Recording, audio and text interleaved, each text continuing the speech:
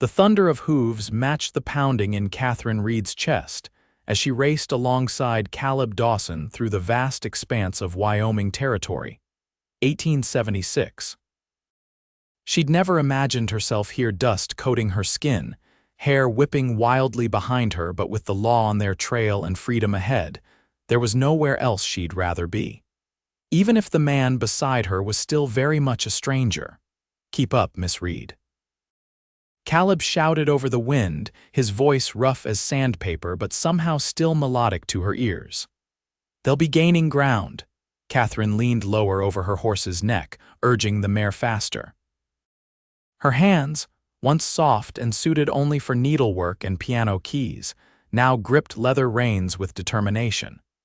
6 days ago, she'd been aboard a stagecoach headed for San Francisco to meet her arranged fiancé. Now she was a fugitive, fleeing with a man whose face was plastered on wanted posters across 3 territories. The man they called the Canyon Ghost. She glanced at him, tall in the saddle, broad-shouldered, his dark hair curling beneath the brim of his hat.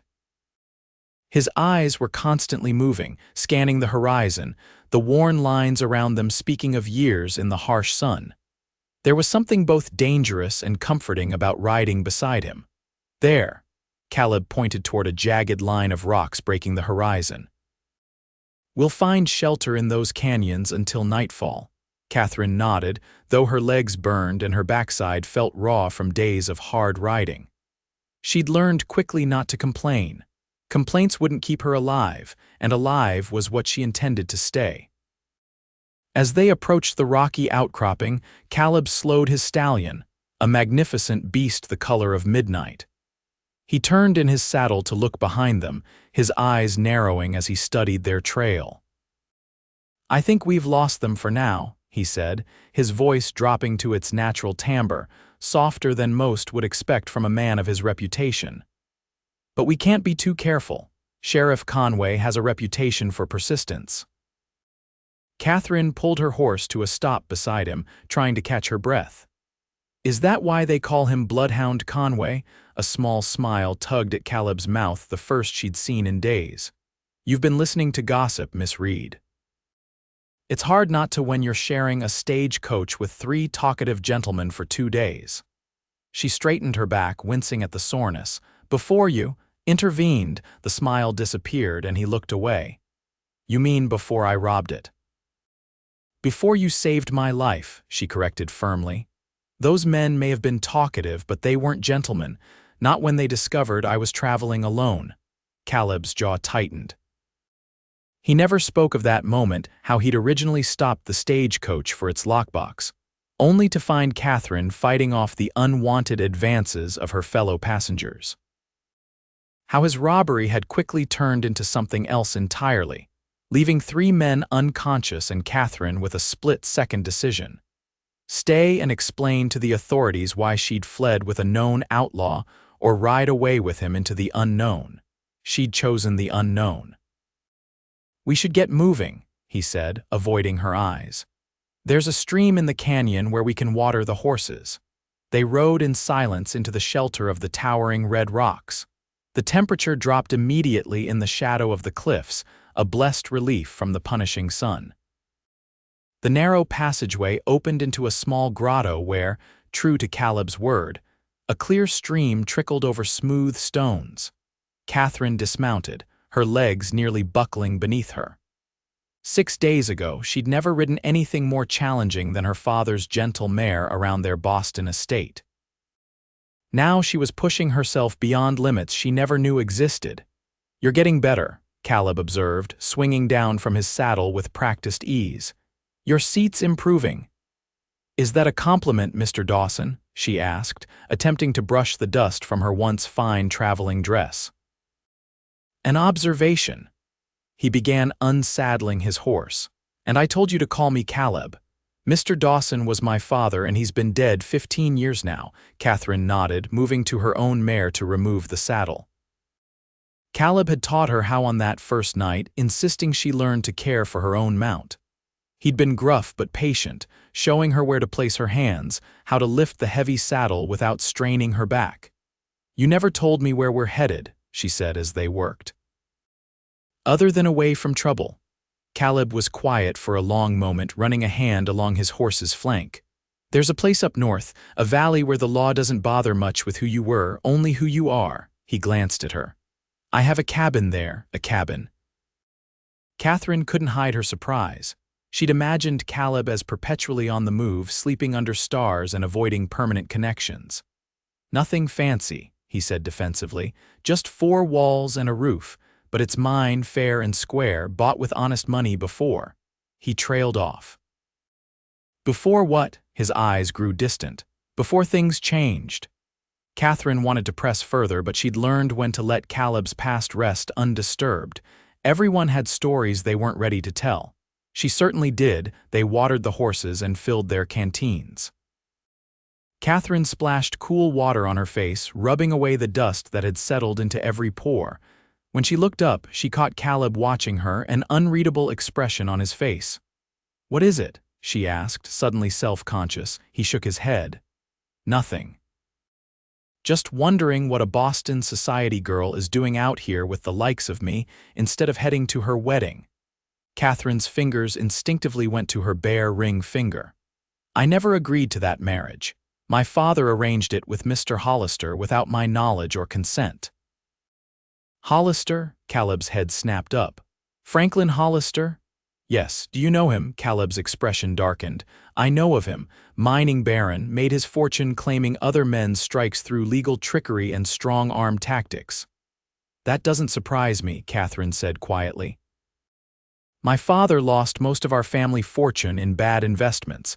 This marriage was to be his salvation and my sentence. So running with an outlaw seemed the better option. There was a hint of amusement in his voice now. I made a choice in a moment of chaos, she admitted, but I don't regret it.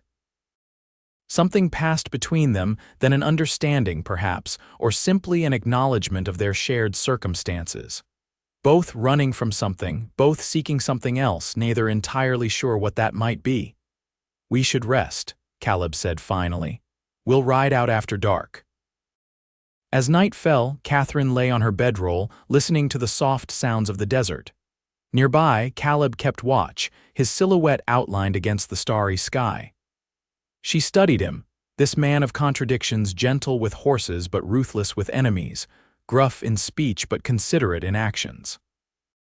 Why do they call you the Canyon Ghost? She asked suddenly. He didn't turn around. Because I disappear into places like this, been running these canyons since I was a boy. And the robberies? How long have you been doing that? This time he did look at her, his expression guarded in the moonlight. 2 years, not as long as the posters would have folks believe. What happened 2 years ago? Caleb was quiet for so long that Katherine thought he wouldn't answer. Finally, he sighed. My brother Cole and I had a small ranch, nothing special, but it was ours. We'd worked hard for it. His voice grew tight. Hollister wanted the land for a railway spur to his mines. When we wouldn't sell, things got ugly. One night, men came, said they represented the railway's interests. Katherine sat up, drawing her knees to her chest. What happened? Cole confronted them. He was always the braver one. Caleb's voice grew hollow. They shot him down right on our porch, burned the house with him in it. I was coming back from town and saw the flames from miles away. Caleb, I'm so sorry, Katherine whispered. The law did nothing. The local judge was in Hollister's pocket. He looked at his hands. I tracked down 3 of the men who did it, made them pay. Then I started hitting Hollister's shipments. Figured if the law wouldn't give me justice, I'd take it myself. The pieces fell into place for Katherine, why he'd reacted to Hollister's name, why he'd chosen to help her. They shared a common enemy. My father didn't know what kind of man Hollister was, she said softly. He was desperate. Most men are, one way or another. Caleb stood, brushing dust from his clothes. We should move out, moon's high enough to light our way. They rode through the night, the air cool against their skin. Katherine found herself watching Caleb's profile against the star-scattered sky, wondering what kind of man he might have been if tragedy hadn't altered his course. A rancher, perhaps. A husband. A father. By dawn, they'd covered considerable ground, the terrain growing more rugged and wooded. They made camp in a dense grove of pines, the horses gratefully cropping at the sparse grass. "Another day's ride should bring us to the cabin," Caleb said as he built a small, smokeless fire. "We'll rest there before deciding what's next." "What's next?" Katherine echoed. She hadn't thought beyond escape, beyond putting distance between herself and the life that had been planned for her. "You didn't think you'd be riding with me forever, did you?" His tone was light, but something in his eyes betrayed a deeper question. Katherine looked away. "I haven't thought that far ahead." That night, as they ate a simple meal of jerky and hardtack, Katherine noticed Caleb wincing when he reached for his canteen. "You're hurt," she said, moving closer to examine him. "It's nothing," he insisted, but she was already pushing aside his coat, revealing a dark stain on his shirt. "This isn't nothing." Her fingers found a tear in the fabric, beneath which was a deep gash along his ribs. "When did this happen?" "Back at the canyon." "Must have caught it on a rock while checking the perimeter." He tried to pull away, but Katherine held firm.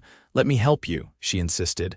"I have some medical training. My mother believed women should know how to tend wounds." Reluctantly, Caleb allowed her to clean and bandage the cut, using supplies from his saddlebag.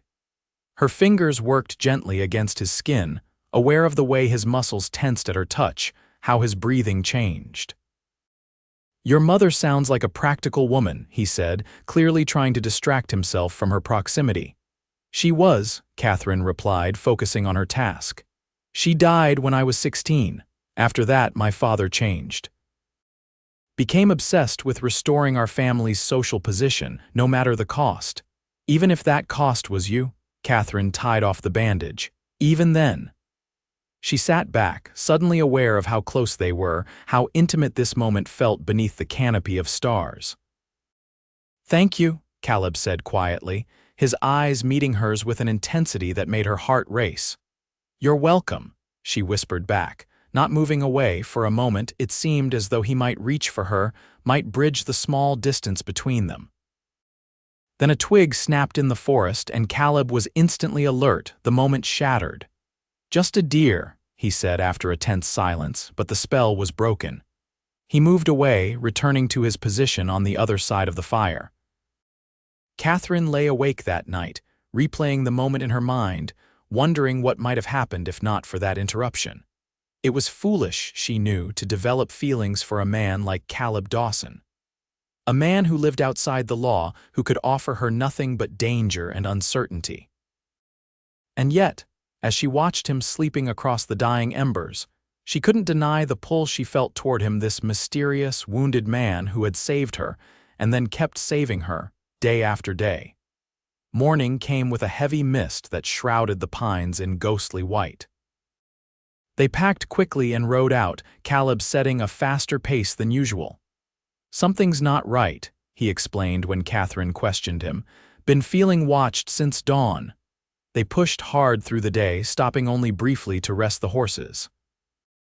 By mid-afternoon, the forest began to thin, giving way to a rolling meadow dotted with wildflowers. Beyond it, nestled against a backdrop of towering mountains, stood a small log cabin. "Is that it?" Katherine asked, unable to hide her excitement at the prospect of a real roof, perhaps even a bed. Caleb nodded, but his eyes were scanning the tree line behind them. "Something's wrong. Smoke." Katherine followed his gaze and saw it then, a thin column of smoke rising from the cabin's stone chimney. "Someone's there," she whispered. Caleb drew his revolver. "Stay close. If I tell you to run, you ride hard back into the trees and don't look back." They approached cautiously, Caleb leading them in a wide arc to come at the cabin from an angle that offered some cover. As they drew closer, the door of the cabin swung open and a figure stepped out onto the porch. "About time you showed up, Dawson," called a woman's voice. "Been waiting 3 days." Caleb visibly relaxed, holstering his weapon. "Ruby," he called back. "Should have known it was you." The woman on the porch was perhaps 50, with silver-streaked dark hair pulled back in a practical braid. She wore men's trousers and a faded flannel shirt, with a shotgun resting comfortably in the crook of her arm. "Who's your friend?" Ruby asked as they dismounted in front of the cabin. "Katherine Reed," Caleb replied. He hesitated. I'm traveling with Mr. Dawson, Katherine supplied, extending her hand to the older woman. Ruby's weathered face split into a knowing smile as she shook Katherine's hand. I can see that. Well, any friend of Caleb's is welcome here. I'm Ruby Sanderson. I run the trading post down in the valley. Ruby saved my life once, Caleb explained. Patched me up after a job went wrong. Someone has to look after this fool, Ruby said with obvious affection. Come on in, I've got stew on and news you need to hear. The inside of the cabin was simple but comfortable, one large room with a stone fireplace, a rough-hewn table with chairs, a bed in one corner, and various supplies neatly organized along the walls. It smelled of pine and wood smoke, and something delicious bubbling in the pot over the fire. Sit, Ruby ordered, gesturing to the table. You both look half-starved. As she ladled generous portions of venison stew into wooden bowls, Ruby brought them up to date on local news. There's been riders asking questions down in the valley, not law exactly, more like hired guns. Showing your likeness around, Caleb, Caleb's expression darkened. Hollister's men, Ruby nodded. That'd be my guess. They're offering good money for information on your whereabouts. Hollister, Katherine whispered. He must know I'm with you. How would he know that? Caleb asked. My letter, she realized with horror. I left a letter for my father explaining why I couldn't go through with the marriage if Hollister saw it. He'd put it together, Caleb finished grimly, and now he's hunting both of us. Ruby looked between them. Seems like you've stirred up quite a hornet's nest. Want to tell me what's going on? Caleb explained their situation while Katherine ate, savoring the first hot meal she'd had in days. When he finished, Ruby let out a low whistle. Well, you two certainly know how to complicate things, she said. But you should be safe here for a few days at least. No one in the valley would betray you, Caleb, not after what you did for the Wilsons last winter. Katherine looked questioningly at Caleb, but he just shook his head slightly. Another story for another time. We can't stay long, he said. If Hollister's men track us here, we'd be putting everyone in danger. One night won't hurt, Ruby insisted. You both need real rest, and those horses need it more. Besides, I brought supplies. She gestured to several bundles near the door. Food, ammunition, and she looked pointedly at Katherine's tattered dress. Some proper riding clothes for the lady. Katherine felt a rush of gratitude. The prospect of clean clothes and a night indoors seemed like impossible luxury after nearly a week on the run. Thank you, she said earnestly, for everything. Ruby patted her hand. Any woman brave enough to ride with this one deserves a helping hand. She stood, collecting the empty bowls. Now I'll be heading back before dark. The creek behind the cabin has a deep pool if you want to wash up. And Caleb, she fixed him with a stern look. There's a bedroll in the corner. Use it. After Ruby left, Katherine took full advantage of the creek, washing away days of dust and grime in the cold, clear water. The clothes Ruby had brought a pair of sturdy trousers, a cotton shirt, and a leather vest fit well enough and would be far more practical than her ruined dress. When she returned to the cabin, Caleb had built up the fire and was cleaning his revolver at the table. He looked up as she entered, his eyes widening slightly at her transformation.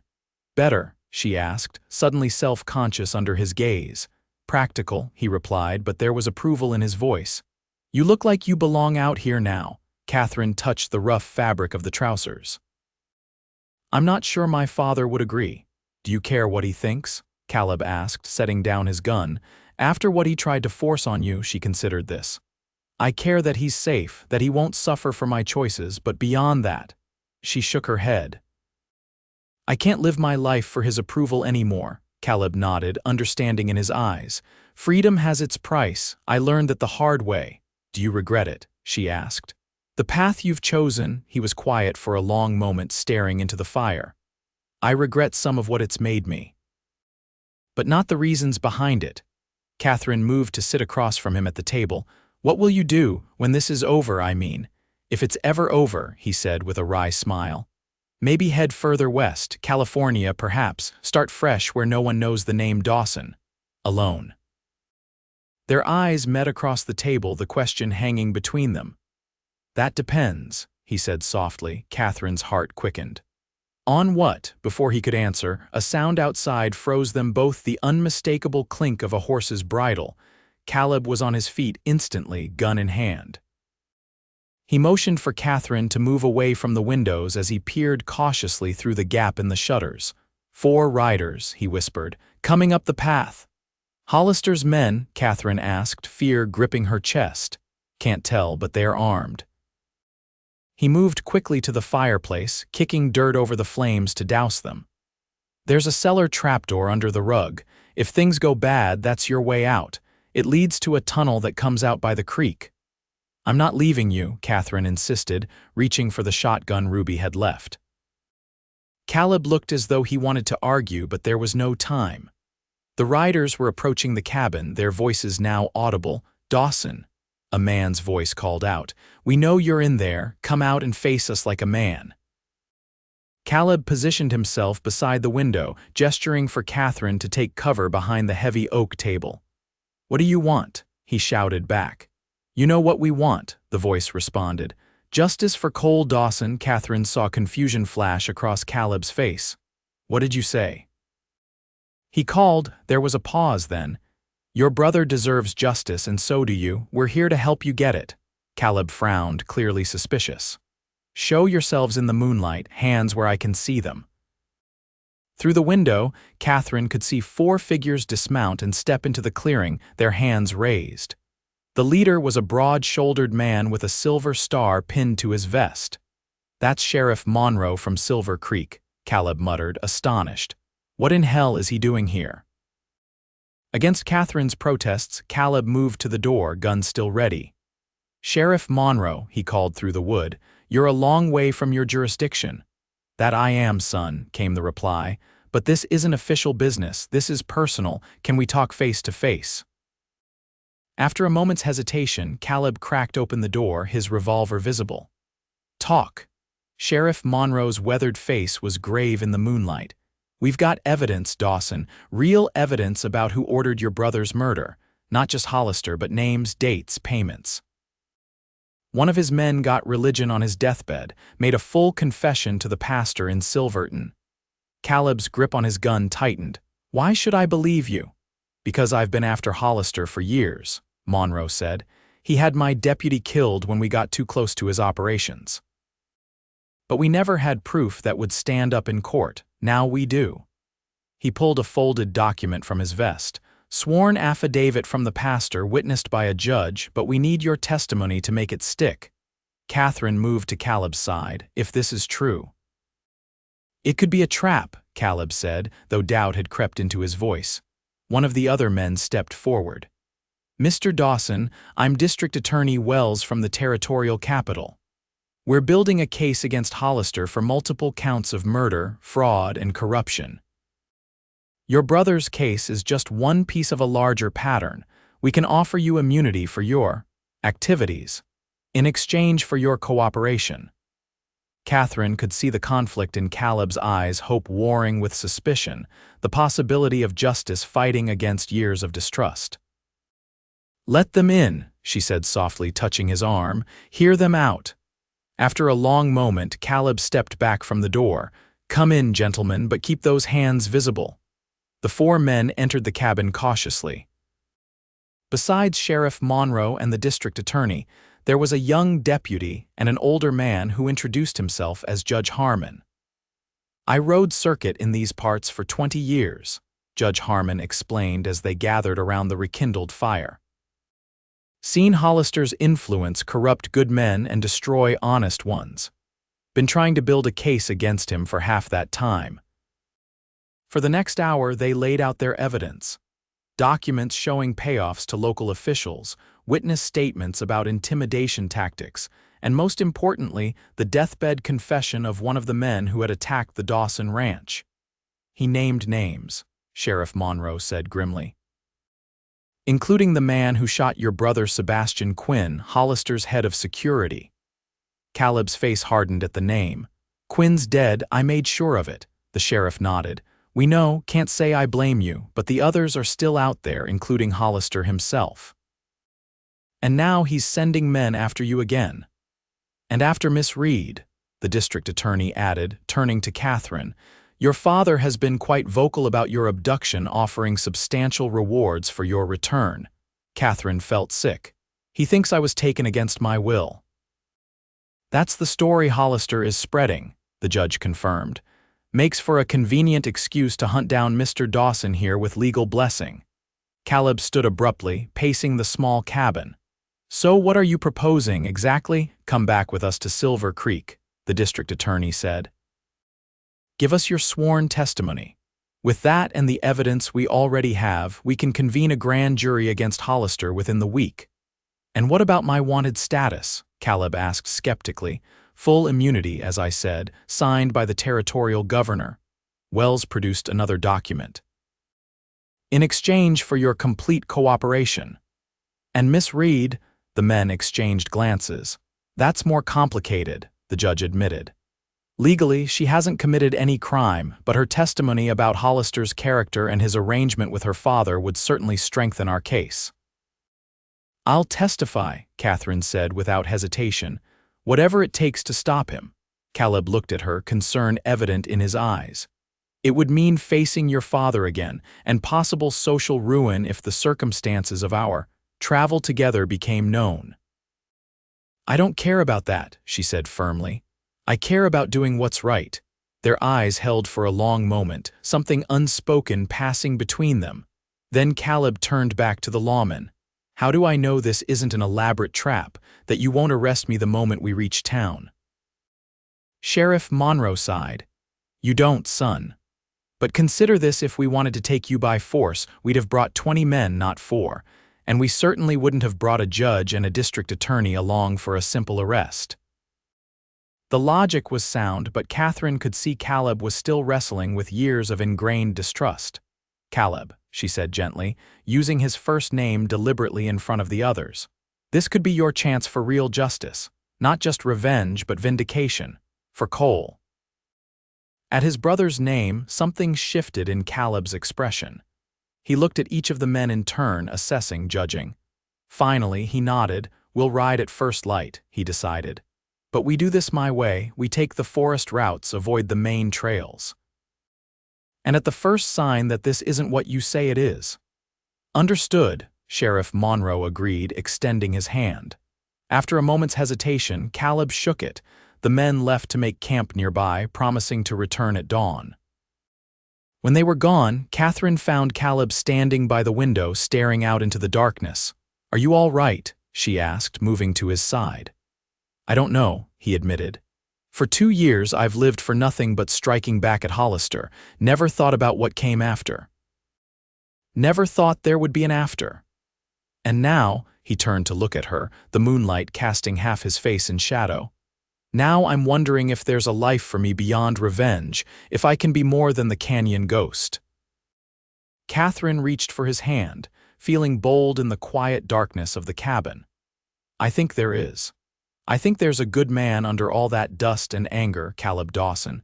A man who saved a stranger on a stagecoach when he had every reason to just take the money and run.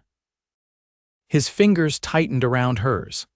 That stranger turned out to be more trouble than she was worth, he said, but there was warmth in his voice. Oh, I don't know about that, Katherine replied with a small smile. She's turned out to be a pretty decent rider. That drew a laugh from him, the sound rusty but genuine. That she has. They stood there in comfortable silence, hands joined, until Katherine stifled a yawn. You should get some rest, Caleb said. Take the bed, I'll keep watch for a while. Katherine was too exhausted to argue. The bed, though simple, felt impossibly luxurious after nights on hard ground. As she drifted toward sleep, she watched Caleb's silhouette by the window, steadfast and vigilant. For the first time since leaving Boston, she felt truly safe. Morning came too quickly. They ate a simple breakfast of coffee and hardtack, then packed their few belongings. The lawmen were punctual, arriving as the first rays of sun crested the mountains. Ready? Sheriff Monroe asked as they mounted up. Caleb nodded, his expression resolved. Let's finish this. They rode in formation, Sheriff Monroe and his deputy in front. the judge and district attorney behind, with Caleb and Katherine in the center. As promised, Caleb led them through forest paths and hidden valleys, avoiding the more traveled routes where Hollister's men might be watching. The journey to Silver Creek would take 2 days of hard riding. They made camp that night in a secluded glen, keeping the fire low and posting watches throughout the night. Katherine found herself paired with Caleb for the pre-dawn shift. Couldn't sleep. He asked as she joined him by the dying embers. "Too much on my mind," she admitted, drawing her borrowed coat tighter against the chill. "Thinking about what happens when we reach Silver Creek. Having second thoughts." His voice was carefully neutral. "Not about testifying," she clarified. "About what comes after, where I go from there." Caleb added a small stick to the fire. "You could go anywhere you wanted, San Francisco perhaps, or back east." "Is that what you think I should do?" He was silent for a long moment. "I think you should have the freedom to choose. Something you've been denied too long." Katherine studied his profile in the faint firelight. "And what about you, after the trial, assuming I'm not hanged?" he asked with grim humor. "The governor promised immunity," she reminded him, "so he did." Caleb poked at the fire. "I haven't thought that far ahead. Maybe I'll head north. Canada, perhaps? Alone." It was the same question she'd asked in the cabin before they were interrupted. This time, Caleb turned to meet her eyes. "That depends on you, Katherine." Her heart skipped at the directness of his gaze. "Me. I'm not a good man," he said quietly. "I've done things I'm not proud of, but these past days with you, they've reminded me there might be more to life than just surviving, that there might be reasons to live beyond revenge." Katherine reached for his hand. "I think you are a good man, Caleb Dawson. A complicated one, certainly, but good where it matters most." He looked down at their joined hands. "I have nothing to offer you, no home, no future, no security." "I don't need those things," she said softly. "I need honesty, respect. Freedom to make my own choices." She took a breath, finding courage. "And I choose you if you'll have me." In the dim light of the dying fire, surrounded by sleeping lawmen and the vast wilderness, Caleb leaned forward and kissed her. It was gentle at first, then deepening as Katherine responded, her fingers curling into the fabric of his shirt. When they finally broke apart, breathless, Caleb rested his forehead against hers. "I don't deserve you," he whispered. "Then earn me," she challenged with a smile. "Every day for the rest of our lives." The rest of their watch passed in quiet conversation, planning tentative futures, sharing hopes they'd both long kept buried. By dawn, when the others began to stir, something had changed between them, a commitment made, a path chosen together. They broke camp quickly and continued toward Silver Creek, the terrain growing more familiar to Caleb with each passing mile. By mid-afternoon, they had reached a ridge overlooking the small mining town, its buildings clustered along a winding creek. "Silver Creek," Sheriff Monroe announced unnecessarily, "will be there within the hour." Katherine felt Caleb tense beside her. "Problem?" she asked quietly. "Just thinking about riding into town in broad daylight," he replied. "Haven't done that in a long while." Sheriff Monroe overheard. "My office has a back entrance. We'll take you in that way to avoid prying eyes until we're ready to make this official." They descended the ridge carefully, skirting the main road into town. As they approached the outskirts, however, a rider burst from a stand of pines, galloping straight toward them. "Sheriff," the man called, waving frantically. "Thank God I found you." Monroe spurred his horse forward to meet him. "What is it, Jenkins?" "It's Hollister," the man gasped. "He's in town with at least a dozen armed men, saying he's come for justice for his fiancée." He pointed at Katherine. "They're stirring up the whole town, sir, saying Dawson's a kidnapper as well as a thief." The sheriff cursed under his breath. "How'd he know we were coming today?" "Must have had men watching the trails," Caleb said grimly. "Or someone in your office talked." Monroe looked troubled by this possibility. "Change of plans. We'll circle around to the north, come in through the mining camp. Most of those men owe me favors." They changed course, taking a steep trail that wound around the far side of town. From this vantage, they could see Silver Creek more clearly and the unusual activity in its streets. Men with rifles were positioned on several rooftops, and a crowd had gathered in front of what appeared to be the sheriff's office. "This isn't good," Judge Harmon muttered, "if Hollisters turn the town against us. We need to get to the courthouse," the district attorney insisted. "Once we file the formal charges and present our evidence, his influence won't matter." They reached the mining camp, a collection of rough cabins and tents on the outskirts of town. True to the sheriff's word, the miners there greeted him with respect, and several immediately offered assistance when he explained the situation. "Hollister's been trying to buy out our claims for months," one grizzled miner explained. "Offering pennies on the dollar, then threatening when we refuse. We'll help you, Sheriff." With an escort of a dozen determined miners, they made their way toward the courthouse, a substantial brick building at the far end of town from where Hollister and his men were gathered. They had almost reached it when gunfire erupted behind them. Katherine turned to see several men on horseback charging toward them, guns blazing. "Ride," Sheriff Monroe shouted, drawing his weapon. "Get to the courthouse," chaos erupted. The miners scattered, some taking cover to return fire, others fleeing. Caleb grabbed Katherine's reins, pulling her horse alongside his as they galloped toward the courthouse steps. The district attorney was already there, fumbling with keys to unlock the heavy doors, Judge Harmon beside him. As they reached them, more gunfire rang out and the judge cried out, clutching his arm. "Inside now," Caleb ordered, practically lifting Katherine from her saddle. They rushed through the doors, the district attorney and wounded judge right behind them. Sheriff Monroe and his deputy provided covering fire before diving in after them. "Bar the doors," Monroe commanded as bullets splintered the wood around them. They worked quickly, using heavy benches to barricade the entrance.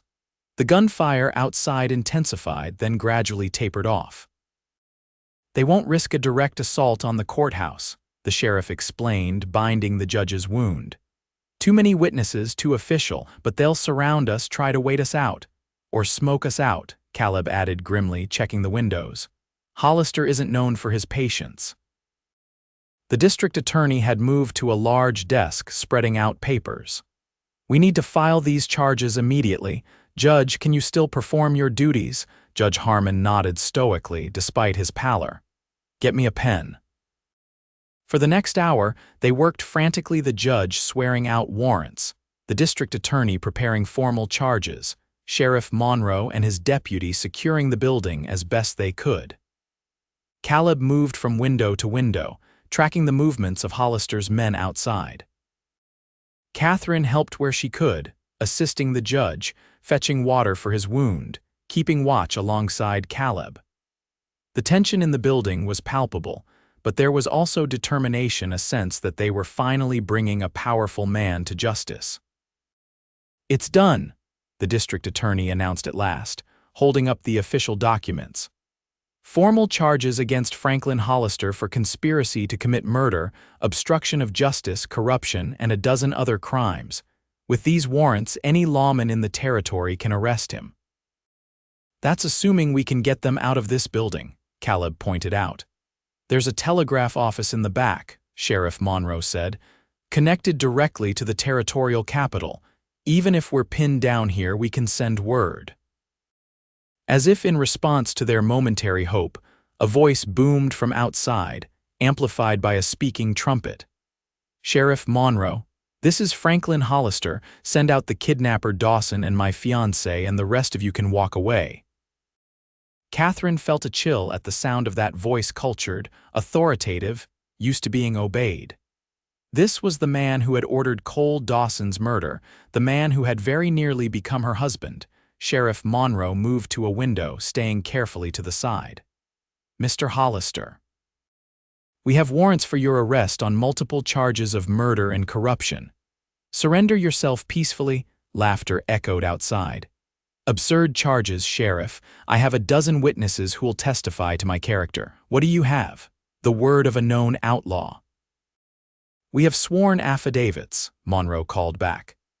A deathbed confession from one of your own men, and we have Judge Harmon here ready to convene a grand jury." There was a pause then. "Let me speak to Miss Reed. I want to hear from her own lips that she's unharmed." Katherine stepped forward, but Caleb caught her arm. "You don't have to do this," he said quietly. "Yes, I do." She gently freed herself from his grasp and moved to the window, careful to stay protected. "I'm here, Mr. Hollister," she called. "Katherine." The voice softened, becoming almost solicitous. "My dear, are you harmed? Has this outlaw mistreated you?"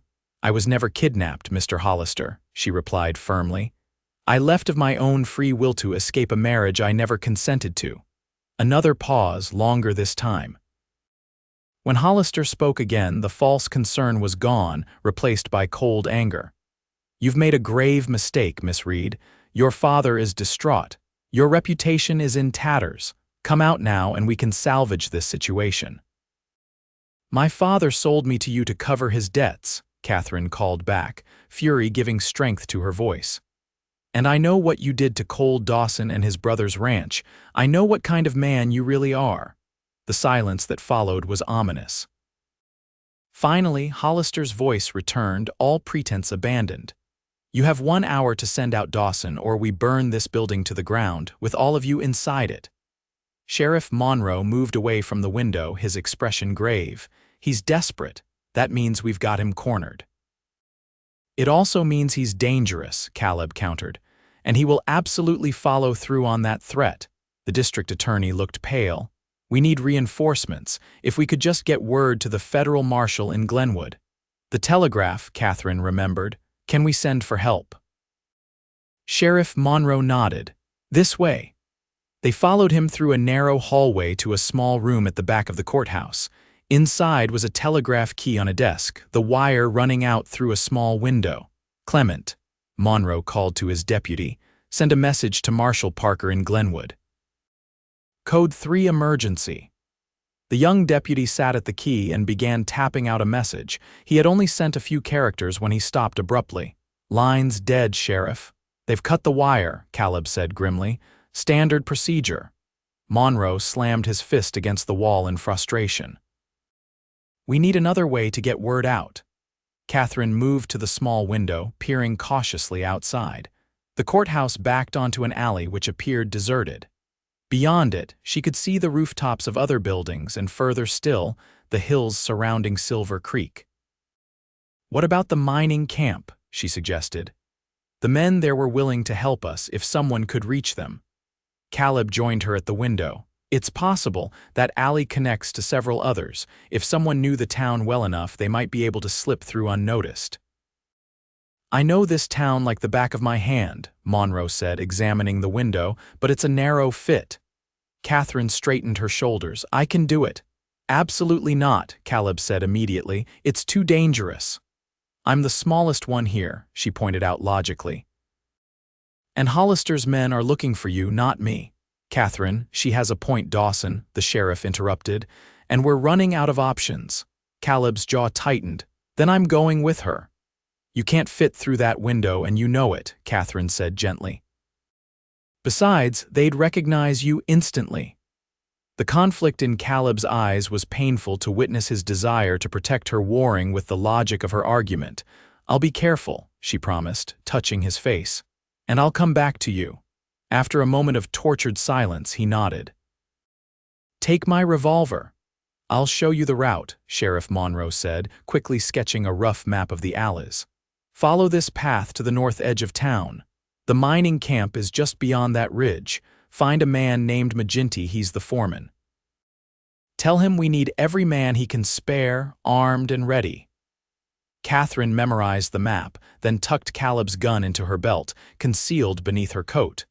The men worked to remove the window frame, creating just enough space for her to slip through. Before she went, Caleb pulled her into a fierce embrace. "Be safe," he whispered against her hair.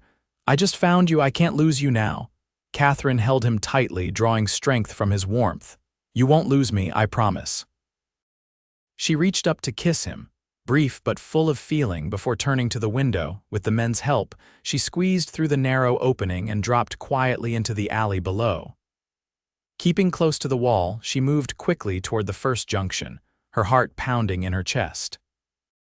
The town was eerily quiet away from the courthouse, most citizens having locked themselves indoors at the first sound of gunfire.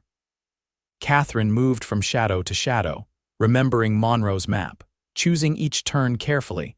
She had made it halfway to her destination when she heard voices ahead. Pressing herself into a doorway, she held her breath as two armed men walked past the alley entrance, scanning the streets. "Waste of time," one was saying. "No one's getting out of that courthouse." "Boss wants all exits covered anyway," the other replied. "Says the girl might try to run." When they had passed, Katherine continued, moving more cautiously now. At the next corner, she found her path blocked by another of Hollister's men, lounging against a wall, rifle in hand. There was no way around him. She would have to find another route. Backing away slowly, she turned down a different alley, trying to reorient herself based on Monroe's directions. This new path led her past the back of what appeared to be a saloon.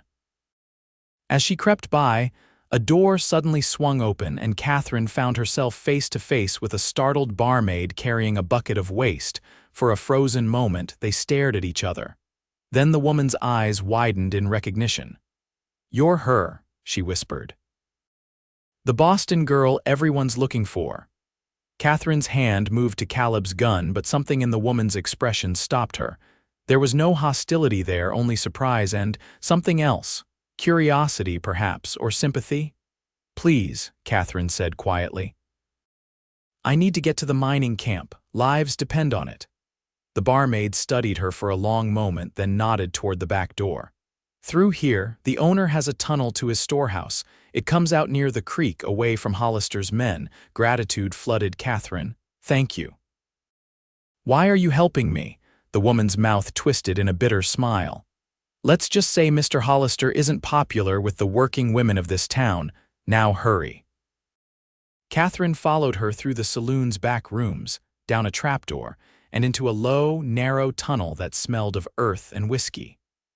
They emerged several minutes later behind a small shed near the creek that marked the northern edge of town. "The mining camp is just over that ridge," the barmaid said, pointing. "About half a mile, stay in the trees until you're clear of town."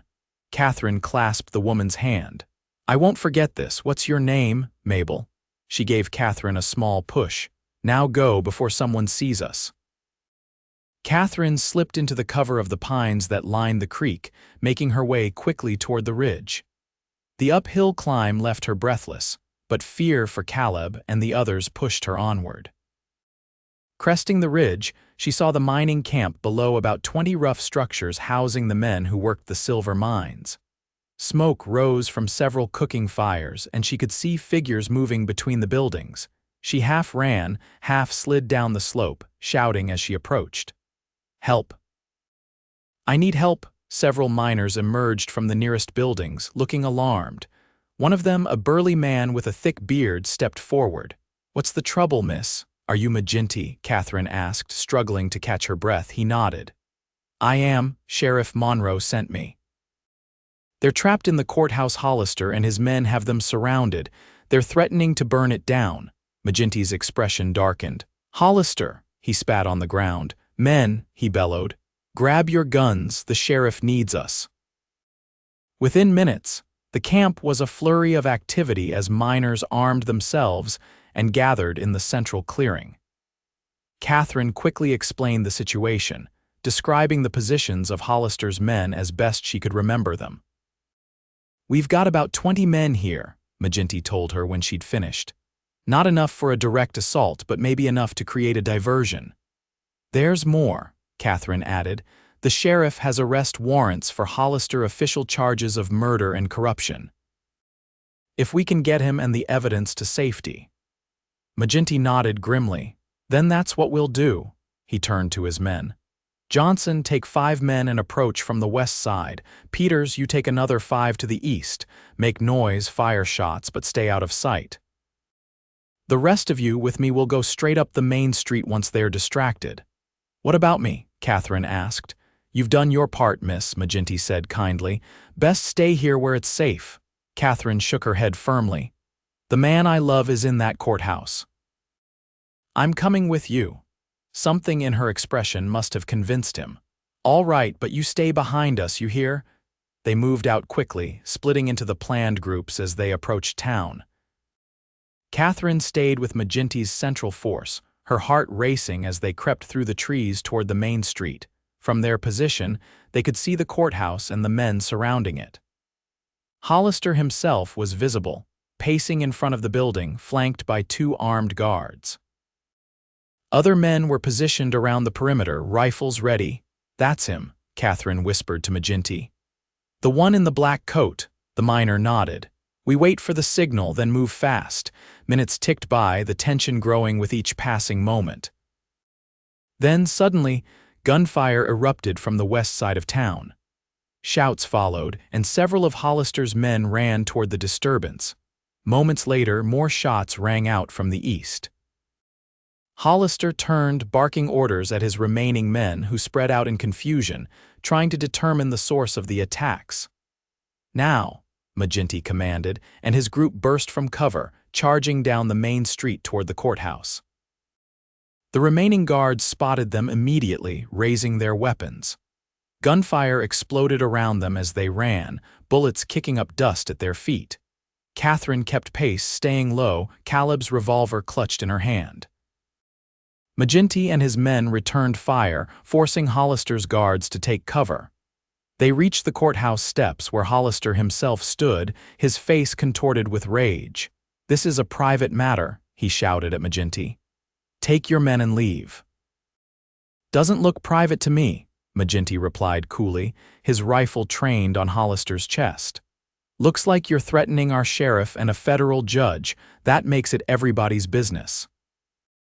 More shooting erupted from the side streets as the diversionary groups engaged Hollister's scattered men. Taking advantage of the chaos, Katherine slipped past Maginty to the courthouse doors. "Caleb," she called, pounding on the wood. "Sheriff Monroe, it's Katherine." The barricade inside shifted, and the doors cracked open. Caleb's face appeared in the gap, relief washing over his features when he saw her. "Thank God," he breathed, pulling her inside as Sheriff Monroe and his deputy rushed out to join Maginty. Outside, the confrontation was escalating. Monroe had his gun trained on Hollister, official papers visible in his other hand. "Franklin Hollister, you're under arrest for the murder of Caleb Dawson and numerous other charges," he announced loudly for all to hear. "Surrender your weapons." For a moment, it seemed Hollister might comply. Then his eyes found Katherine in the courthouse doorway, with Caleb protectively at her side. Something snapped in his expression. With unexpected speed for a man his age, Hollister drew a hidden derringer from his coat and fired not at Monroe but at Katherine. Caleb moved faster, shoving her aside, the bullet grazing his arm instead of striking her heart. In the next instant, multiple guns fired. Hollister jerked backward, falling to the dust of the street, his eyes wide with shock. Maginty lowered his smoking rifle. "Nobody threatens a woman in front of me," he said grimly. The shooting around town petered out as word spread of Hollister's fall. His men, seeing their employer dead and facing the combined forces of the miners and townspeople, quickly surrendered or fled. In the aftermath, the courthouse became a center of activity as the wounded were tended to, statements taken, and order gradually restored. Caleb's injury was minor, but Katherine insisted on bandaging it herself, her hands still trembling from how close they had come to disaster. "You could have been killed," she said softly as she worked. "So could you," he replied, his free hand coming up to touch her face. "But we're both still here." Judge Harmon, despite his own wound, convened an emergency session that very evening. With Hollister dead, his network of corruption quickly unraveled. Men who had feared him now came forward with testimony, confirming everything in the deathbed confession and more. By midnight, the district attorney had what he called an airtight case against Hollister's remaining associates, and Sheriff Monroe had dispatched riders to arrest those who had fled. What happens now? Katherine asked Caleb as they sat together on the courthouse steps, watching the activity in the town gradually return to normal. "Now I keep my word," he said, his arm around her shoulders. "I give my testimony, help put the rest of Hollister's men behind bars. And then—" He looked down at her. "I was thinking about heading west, maybe California, like I said, starting fresh." "Alone?" she asked again, her question carrying the same weight it had before. This time Caleb smiled, a genuine smile that transformed his face. "Not if you'll come with me." "As what exactly?" Katherine prompted, her heart racing. In answer, Caleb reached into his pocket and pulled out a simple silver ring. "I bought this from Ruby before she left the cabin," he admitted. "Wasn't sure I'd ever have the courage to offer it." Katherine's breath caught. "Is that a question?" Caleb finished, suddenly looking uncertain. "Yes, maybe not the right time or the right place, but—" He took a deep breath. "Katherine Reed, will you marry me?" "Not because society expects it, not because anyone is forcing you, but because—" "Yes," she interrupted, throwing her arms around his neck. "Yes, I will." Their kiss was witnessed by half the town, but neither of them cared. They had found each other against impossible odds, had fought side by side for justice, and now would build a future together free from the shadows of the past. The trial of Hollister's associates lasted 2 weeks. Katherine and Caleb both testified, along with dozens of others who had suffered under Hollister's corrupt influence. When it was over, Judge Harmon formally dismissed all charges against Caleb, restoring his full citizenship and rights. "The court finds that your actions, while outside the law, were taken in response to a grievous miscarriage of justice," the judge declared. "Your brother's memory is honored by today's verdicts," Katherine wrote to her father, explaining everything. His reply, when it came, was brief, but unexpectedly understanding. The revelation of Hollister's true nature had shocked him, he wrote, and he asked for her forgiveness for his part in the arranged marriage. He enclosed a small sum, her mother's inheritance, which he had previously withheld, and his blessing for her future, whatever she might choose. On a clear autumn day, with the aspen trees turning gold on the mountainsides, Katherine and Caleb were married in Silver Creek. Ruby came down from the trading post, bringing wedding clothes and practical advice. Maginty and his miners attended, as did Sheriff Monroe and many townspeople who had come to see the canyon ghost and his bride as heroes rather than outlaws.